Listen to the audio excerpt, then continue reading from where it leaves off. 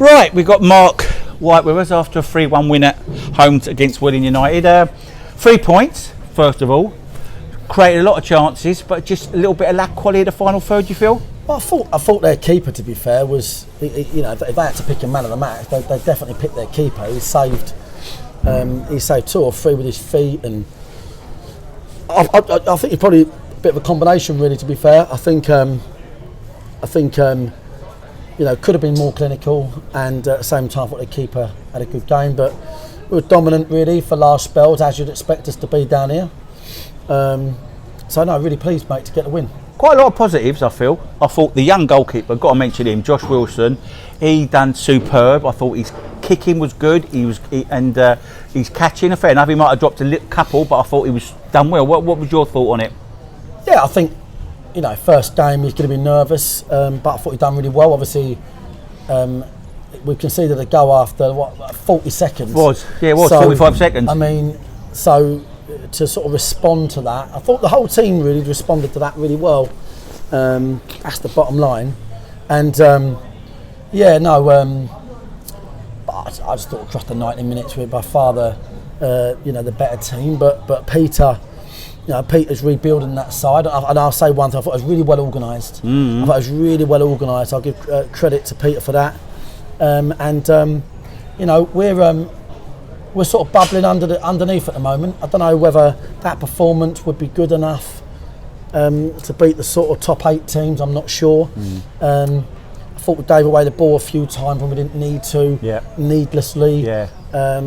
But what I do see is that I see us on our way back. So I see Jason getting more minutes. I see Nicky Wheeler getting more minutes. I see McShane doing 90. You know, which is great. Obviously, it was an uphill task. Ed Harris is What's happened to him then? Well, felt his groin. So right. I phoned up Dan Gallagher this morning. I said, Dan, I thought you'd done really well last week, but you're on the bench today. And I'll be honest, Dan, you're on the bench because you're the only cover we've got for Ed.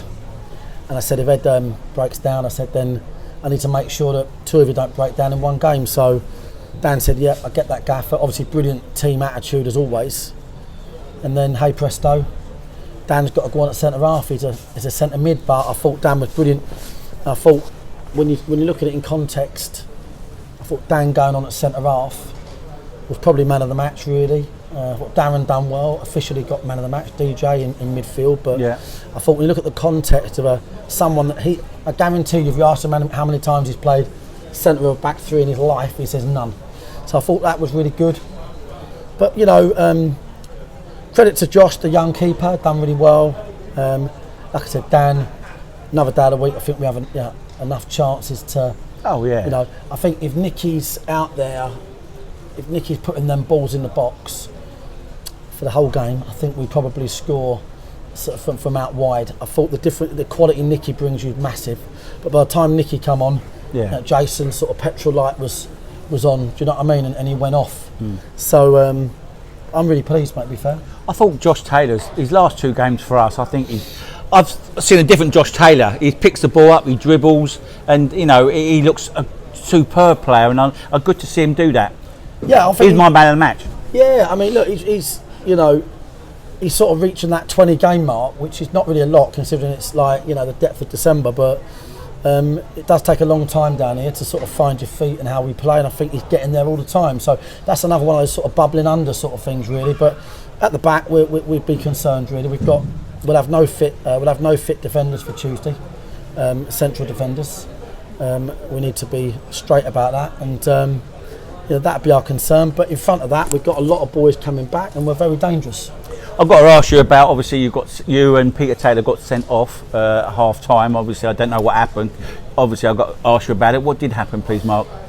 Well, a succession of things. It was my fault, to be honest. I thought to be honest, it was Peter should have got a yellow card probably, do you know what I mean? But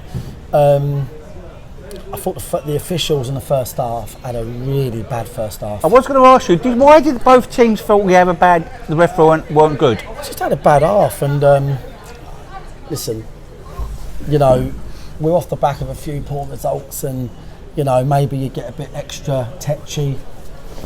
that's football. But the point is, I called out the linesman for what was just a poor decision. I thought the referee missed a really blatant penalty on Barry Fuller, and then booked him for his sort of complaints. Okay, when he got blocked in the It pushed him over. Okay. Penalty. But you have to remember that as a manager, these things do happen. And anyway, I'd done my sort of rant at the linesman, and then Peter wasn't impressed with that, and was sort of saying to the linesman, I should be dealt with and stuff like that, and I don't like that sort of thing. In terms of trying to get somebody else, whatever. And then obviously I then got annoyed with Pete. Pete got annoyed with me. I hope Pete is got the experience to not give a shit about a football match at National League South level. I think we had words on the way off, and I thought to be fair, I don't think the rest should have sent both of them. I think they should have sent me off because I wasn't saying, my language wasn't very good. So I'm disappointed with myself there. But equally, I'm not gonna, that's just me, innit? You know what I mean? It's like I'm the biggest fan of in the club. Well, to be fair, what a crowd today, by the way. Yeah. I'm not the biggest fan, but you know what? I should have been sent off. My language was too fruity.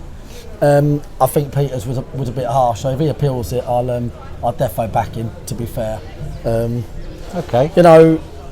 So we get on with it. But listen, mate, it's I've just got to put you on. Do you think there was a penalty here? I thought there could have been a penalty in the second half. I can't remember who got pushed in the back. I can't remember who. Rutherford. Rutherford. What he done was he didn't give it on Alfie. Okay. Yeah, because I've seen the video already. Oh, have you? Yeah, and he didn't give it on Alfie, and then he gave a sort of free kick. It wasn't a free kick. Oh, right. Because I think he felt bad about not giving the Alfie one, but no. I don't know, mate.